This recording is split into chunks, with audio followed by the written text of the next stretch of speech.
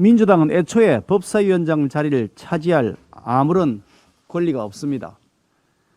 이미 확립된 국회 전통법에 따라서 야당 몫인 법사위원장직을 빼앗아간 폭거를 저지른 민주당은 국회 정상화를 위해 야당에게 이것을 반환해야 할 의무만 있을 뿐입니다. 민주당이 자신의 의무를 망각한 채 어설픈 흥정을 벌이고 있습니다. 신성한 민의의 전당 국회에서 상임위원장 자리, 이것은 저작거리 물건 팔듯이 흥정하는 물건이 아닙니다. 민주당은 법사위원장 자리를 무리하게 강탈해가며 국회의 행정부 견제 기능을 완전히 무력화시켰습니다.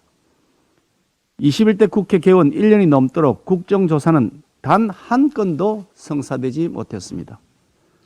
추미애 법치문란 사건, 대북원전건설 문건 의혹 사건, LH 사태, 세종시 특공 사태, 공군 부사관 성폭력 사건 등 야당이 제출했던 국정조사 요청만 안건만 벌써 5건이 됩니다만 그 단 한 건도 민주당은 허용하지 않고 있습니다. 국민의 의혹이 차고 넘치는데도 정부 여당은 스스로 면죄부를 주는 셀프 조사만으로 충분하다고 강변하니 어느 국민이 납득할 수 있겠습니까? 민주당이 저지르고 있는 날림 입법 폭주는 큰 부작용을 낳고 있습니다.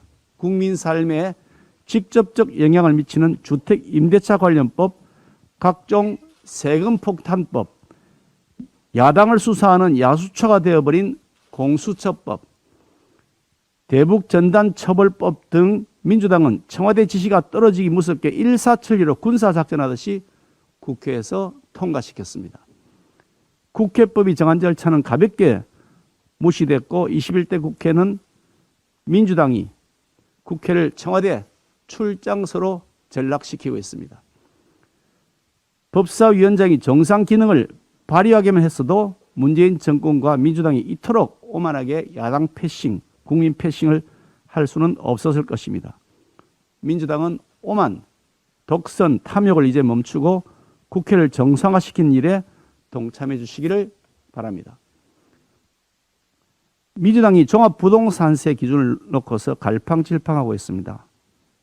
아마도 짐작컨대 현행대로 가자니 내년 대선이 걱정이고 우리 국민의힘이 제안한 12억 원 안을 받자니 당내 강성 인사들이 반발이 두려워 이러지도 저러지도 못하는 형국이 아닌가 싶습니다. 결국 상위 2%의 종부세를 부과하자는 안을 내놓았지만 당내외 어디에서도 환영받지 못하고 있습니다. 그 부작용이 불보듯이 뻔합니다.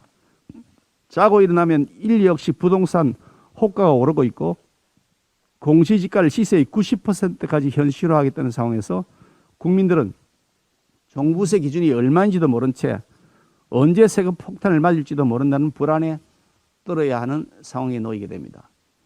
무엇보다 국민을 부동산 값으로 줄을 세워서 2%와 98%로 편가르기 하는 결과를 낳을 것입니다.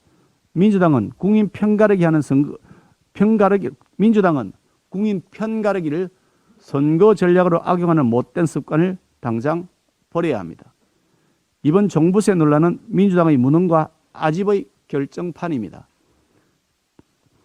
집값 잡을 능력이 되지 않는다면 M은 국민 이제 그만 잡으시고 부동산 세금 폭탄을 조금이라도 완화시키겠다는 우리 당 제안을 받아들여야 할 것입니다.